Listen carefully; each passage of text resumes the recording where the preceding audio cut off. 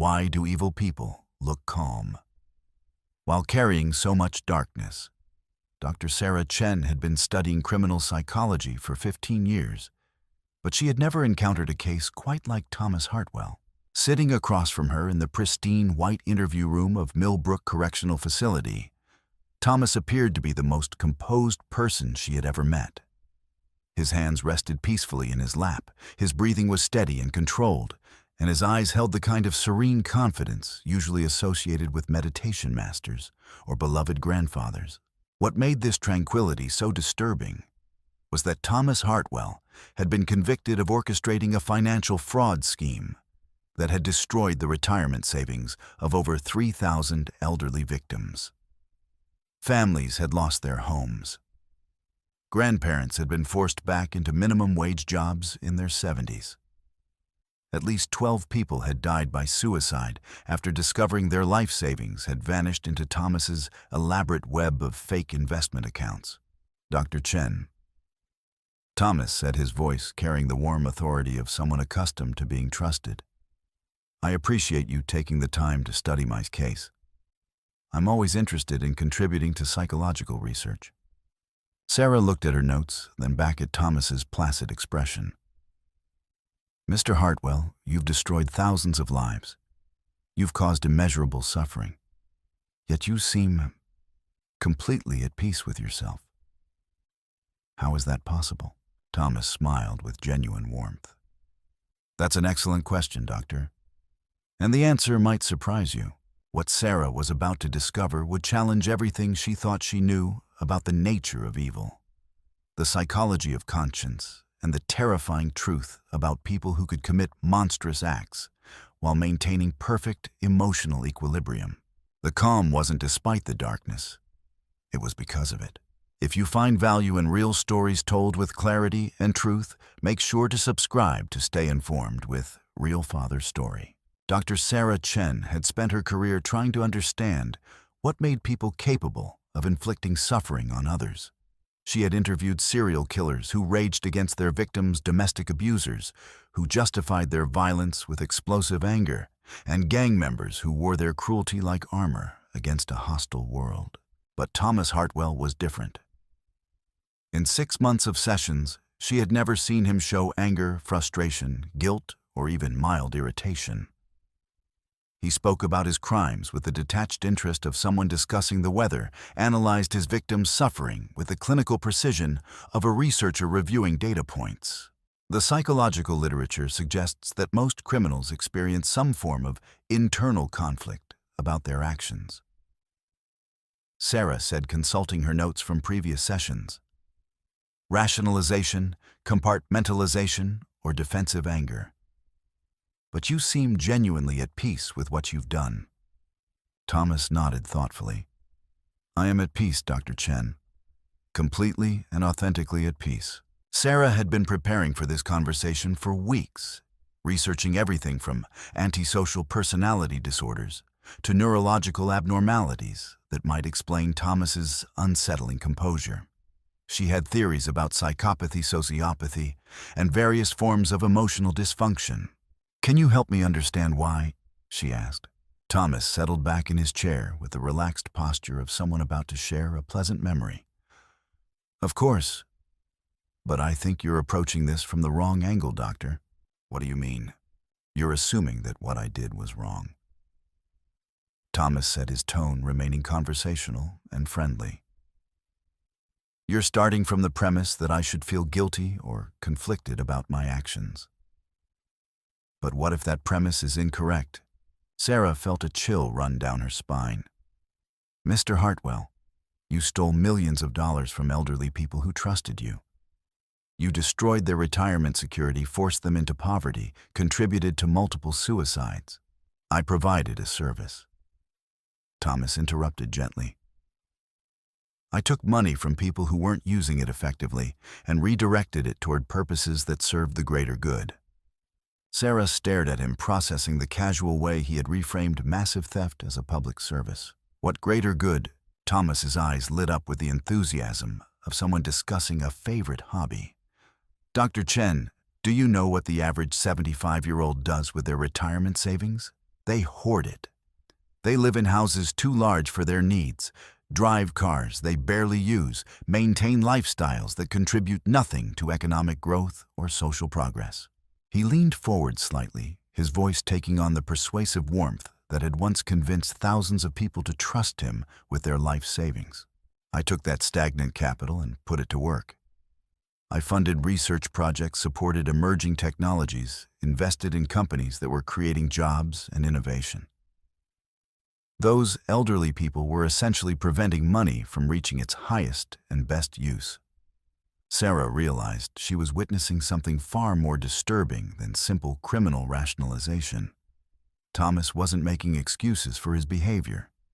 He genuinely believed he had been performing a moral service. But those people worked their entire lives to earn that money, Sarah said. It was legally and ethically theirs. Thomas smiled with the patient expression of a teacher correcting a well-meaning but misguided student. Legal and ethical, according to whose standards? Dr. A system that allows people to accumulate resources while contributing nothing to society's advancement. Sarah felt her professional composure beginning to crack. She had interviewed hundreds of criminals, but none who had managed to completely invert moral reality with such serene confidence. Mr. Hartwell, 12 people killed themselves after discovering their savings were gone. How do you reconcile that with your belief that you were helping society? Thomas's expression didn't change. No flicker of remorse, no defensive anger, no acknowledgement that he was discussing human tragedies. Dr. Chen, every significant advancement in human civilization has required sacrifice. The people who chose to end their lives rather than adapt to changed circumstances made that choice themselves. The casual dismissal of suicide as a choice rather than a consequence of his actions revealed something about Thomas that Sarah found more terrifying than any rage or justification she had encountered in other criminals. You don't see yourself as responsible for their deaths, Sarah observed.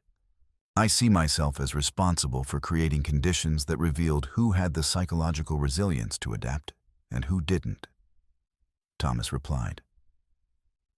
That's valuable information for society's continued evolution. Sarah looked at Thomas's calm face, his relaxed posture, his genuine friendliness, and realized she was confronting something far more dangerous than simple criminality. She was facing someone who had constructed a complete moral universe in which his victims deserved their suffering. His actions served a higher purpose, and his lack of remorse was evidence of moral clarity rather than psychological dysfunction. Thomas Hartwell wasn't calm despite being evil. He was calm because he had convinced himself that evil was good. Mr. Hartwell. Sarah said carefully, "Do you understand that most people would find your perspective morally abhorrent?" Thomas nodded with the same patient understanding. "Of course, Doctor. Most people are limited by conventional moral frameworks that prioritize individual comfort over collective progress. They can't see beyond their immediate emotional responses to recognize the larger patterns and purposes." He gestured around the interview room with a casual wave of his hand. "That's why I'm here after all. Society isn't ready for the kind of moral evolution I represent." Sarah felt a chill of recognition. Thomas wasn't just a criminal who had rationalized his behavior. He was something far more dangerous, a true believer who had constructed an entire philosophical system that justified inflicting suffering on others while maintaining genuine conviction that he was serving a higher good. And that conviction, Sarah realized, is exactly why you can remain so calm. Thomas smiled with the warmth of someone whose deepest beliefs had finally been understood. "Exactly, Dr. Chen. When you know with absolute certainty that your actions serve justice, morality, and human progress, why would you feel anything but peace?" Sarah stared into Thomas's serene eyes and finally understood the most terrifying truth about evil. It didn't require anger, hatred, or emotional dysfunction. It only required absolute conviction that suffering was justified. Sarah left her session with Thomas Hartwell feeling more disturbed than after any interview in her 15-year career. That evening, she sat in her office reviewing recordings and notes, trying to process what she had encountered. Her colleague, Dr. Michael Rodriguez, knocked on her door at 8 p.m., finding Sarah still at her desk with dozens of psychology journals spread around her computer. "Long day?" Michael asked, settling into the chair across from her desk. "Disturbing day," Sarah replied without looking up from her research. "Michael, what makes someone capable of inflicting massive suffering while maintaining complete emotional equilibrium?" Michael had known Sarah long enough to recognize when she was wrestling with a case that had shaken her professional foundations. "What happened in your session today?" Sarah described Thomas Hartwell's calm justifications for his crimes, his genuine belief that stealing from elderly victims served a higher moral purpose, and his complete lack of remorse or internal conflict about the suicides his actions had caused. "He's not psychopathic in the traditional sense," Sarah explained. "He shows empathy forms, relationships, understands social cues perfectly. But he's constructed an entire moral framework that justifies inflicting suffering on others." Michael frowned. "That sounds like classic rationalization." "That's what I thought initially," Sarah said, pulling up her session notes. "But this goes beyond rationalization. Thomas genuinely believes, not just tells himself, but truly believes, that his victims deserved their fate and that his actions served justice." She showed Michael excerpts from the interview transcript. "Look at his language patterns, his emotional responses, his physiological markers. Every indicator suggests he's telling what he perceives to be the absolute truth." Michael read through the transcript with growing concern. "Sarah, this is genuinely frightening.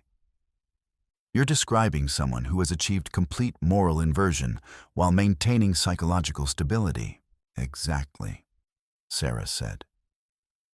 "And that's what allows him to remain so calm. He's not fighting internal guilt or cognitive dissonance. He's achieved perfect alignment between his actions and his beliefs." Sarah pulled up research on historical atrocities, cult leaders, and ideological extremists. "I've been reading about people who committed massive harm while believing they served righteous causes. The common thread isn't mental illness or emotional dysfunction, it's absolute moral certainty." Michael studied the research Sarah had compiled. "You're suggesting that evil requires conviction, not pathology. I'm suggesting that the most dangerous form of evil comes from people who have convinced themselves that inflicting suffering is morally justified." Sarah clarified. "Thomas Hartwell destroyed thousands of lives, but he sleeps peacefully at night because he believes those lives deserve to be destroyed." Sarah opened another file on her computer. "I've been reviewing cases of historical atrocities. Genocide, slavery, systematic oppression. The perpetrators weren't all mentally ill sadists. Many were ordinary people who had been convinced that their victims weren't fully human, didn't deserve protection, or represented threats to higher values. The banality of evil." Michael observed, referencing Hannah Arendt's famous analysis of Nazi war criminals. "Yes, but more than that," Sarah said. "The serenity of evil. The calm that comes from believing absolutely in your own righteousness, even when, especially when, that righteousness requires other people's suffering." Michael was quiet for a long moment, processing the implications. How do you treat someone like Thomas Hartwell? How do you address moral conviction that has become completely divorced from moral reality? Sarah had been wrestling with the same question. Traditional therapeutic approaches assume the patient experiences some internal conflict about harmful behavior. But Thomas doesn't have internal conflict. He has internal harmony based on a completely inverted moral system. She showed Michael brain scans from Thomas's neurological evaluation. His brain shows normal empathy responses, normal emotional regulation, normal cognitive function. The problem isn't psychological dysfunction, it's philosophical corruption, meaning what practically Sarah leaned back in her chair, exhausted by the implications of her research. Meaning that Thomas Hartwell might be untreatable by conventional methods. You can't create guilt in someone who genuinely believes they've done nothing wrong. You can't generate remorse in someone who thinks their victims deserve their fate. Michael looked through more of Sarah's research on ideological extremists and cult psychology. What about deprogramming techniques, methods used to help people escape destructive belief systems? That's what I've been researching tonight, Sarah said. But those techniques usually work with people who retain some connection to alternative moral frameworks. Thomas has achieved complete philosophical isolation. His moral universe is entirely self-contained and self-justifying. Sarah pulled up video footage from Thomas's sessions showing his calm demeanor, his genuine friendliness, his complete comfort with discussing his victim's suffering. Watch his body language when he talks about the suicides his fraud caused, Sarah instructed. Michael observed as Thomas discussed the deaths with the same emotional tone he might use to describe weather patterns. No tension, no defensive posturing, no signs of suppressed guilt or conflicted feelings. He's genuinely at peace with those deaths, Michael realized. More than at peace, Sarah corrected. He sees them as evidence that his actions served a beneficial sorting function, separating people with psychological resilience from those without it. Michael was quiet for several minutes, processing the implications. Finally, he asked the question Sarah had been dreading. If someone like Thomas is untreatable, what do we do with that information? Sarah had been avoiding that question all evening, but it was central to everything she had discovered. I think we have to accept that some forms of evil aren't correctable through therapeutic intervention. Thomas Hartwell isn't broken in ways we can fix. He's functioning exactly as his belief system intends. That's a terrifying conclusion. It's a necessary conclusion, Sarah replied. Because understanding why evil people can appear so calm helps us recognize them before they cause massive harm. Sarah gathered her research into a single pile. Thomas Hartwell spent decades appearing to be a trustworthy financial advisor. Thousands of people looked at his calm demeanor, his confident explanations, his apparent success, and decided he was someone they could trust with their life savings. And his calmness was actually evidence of his danger. Michael observed. Exactly. Someone who can destroy lives while maintaining perfect emotional equilibrium is far more dangerous than someone who shows obvious signs of instability or aggression. Sarah looked at Thomas's photograph from his arrest. Still smiling slightly, still appearing completely composed despite being caught in a multi-million-dollar fraud scheme. The most evil people don't look evil, Michael. They look calm, confident, and morally certain.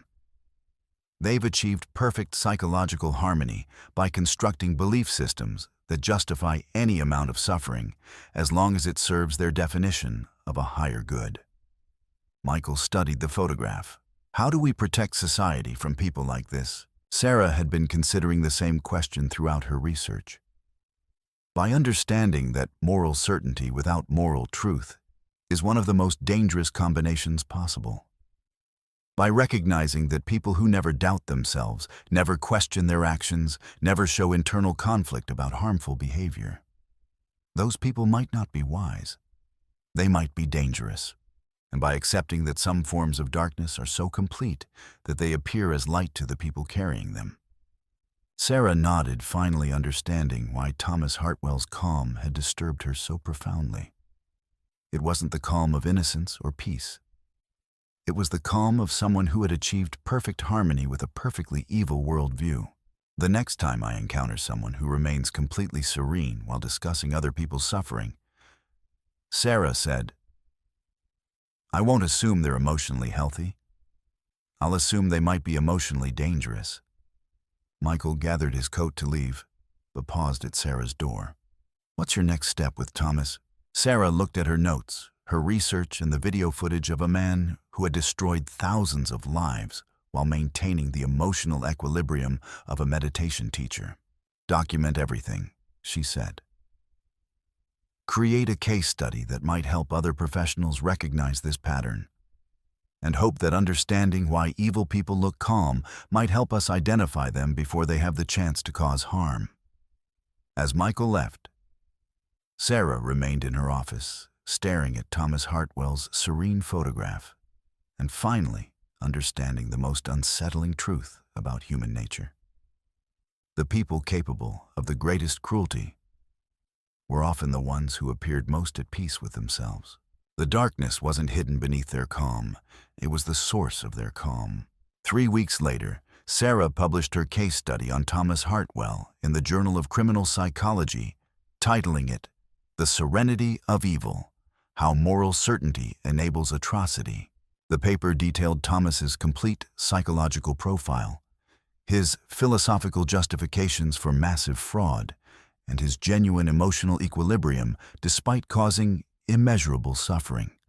But more importantly, it outlined behavioral patterns that might help identify similar individuals before they could cause harm. Sarah's research identified several key indicators of what she termed moral inversion syndrome: complete absence of internal conflict about harmful actions, where most people experience guilt, doubt, or defensive anger when confronted with their wrongdoing. Individuals like Thomas show perfect emotional stability. Philosophical frameworks that redefine suffering as beneficial. Thomas genuinely believed that poverty, suicide, and desperation were positive outcomes that served humanity's greater good. Ability to maintain warm interpersonal relationships while causing massive harm. Thomas was genuinely liked by prison staff, fellow inmates, and even some of his victims' family members who had met him during legal proceedings. Intellectual sophistication combined with moral simplicity. Thomas could discuss complex economic theories and psychological concepts, but his moral reasoning was binary actions. Either served his definition of progress or they didn't. The paper generated significant attention in criminal psychology circles, but also attracted responses from an unexpected source: Thomas Hartwell's other victims. Sarah began receiving letters from people whose retirement savings had been stolen, whose families had been destroyed, whose loved ones had died by suicide after discovering their financial ruin. But rather than seeking justice or expressing anger, many of these letters contained a disturbing confession. They still found Thomas likable. Margaret Williams, a 78-year-old whose husband had killed himself after losing their $400,000 retirement fund, wrote, "Dr. Chen, I know this will sound crazy, but when I met Thomas during the trial, he was so kind to me. He listened to my story about my husband's death, expressed genuine concern for my well-being, and gave me advice about managing grief. I know he destroyed my life, but I can't bring myself to hate him." Robert Martinez, whose elderly parents had lost their home after investing with Thomas, wrote, "I want to hate this man who destroyed my family, but every interaction I've had with him has been pleasant. He remembers personal details about my life, asks thoughtful questions, and seems genuinely interested in my well-being. It's like he's two different people, the one who stole from us and the one who treats us with kindness." These letters revealed another disturbing dimension of Thomas's psychological profile: his ability to maintain genuine warmth and empathy in personal relationships, while systematically destroying the same people he treated with kindness. Sarah realized that Thomas's calm wasn't just internal, it was interpersonal. He could look directly at his victims, understand their suffering, feel compassion for their pain, and simultaneously believe that their suffering was morally necessary and beneficial. This discovery led Sarah to a broader research project, examining other cases of individuals who combined personal warmth with systematic cruelty. She studied cult leaders who genuinely loved their followers while manipulating them toward self-destruction. She interviewed corporate executives who showed concern for employees' families while implementing policies that would destroy those families' financial security. The pattern that emerged was consistent, and the most dangerous individuals weren't those who lacked empathy, but those who had learned to compartmentalize empathy in ways that allowed them to feel genuine care for people. while simultaneously believing that harming those same people served a higher good. Sarah's follow-up research, published 6 months later, was titled "The Empathy Paradox: How Caring Becomes Cruel." The paper detailed cases of individuals who maintained emotional warmth while inflicting systematic harm, showing that traditional indicators of empathy and moral development could coexist with profound moral corruption. But the research also revealed something hopeful. While Thomas-like individuals might be untreatable through conventional therapy, they were identifiable through behavioral patterns that could serve as early warning systems. People who never questioned their own moral certainty, who reframed others' suffering as beneficial, who maintained perfect emotional equilibrium while discussing harm they had caused. These individuals represented a specific type of danger that society could learn to recognize and protect against. Sarah's work began influencing training programs for financial advisors, counselors, religious leaders, and other professionals in positions of trust. The goal wasn't to identify and treat individuals like Thomas. That might be impossible. But to recognize them early and limit their access to vulnerable populations. The research also sparked broader conversations about the relationship between moral certainty and moral danger. Philosophy departments began examining how absolute conviction could lead to atrocious actions.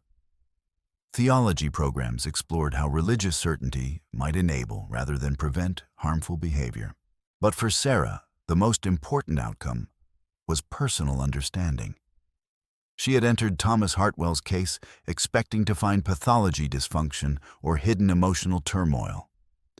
Instead, she had discovered something far more unsettling: perfect psychological health in service of perfect moral corruption.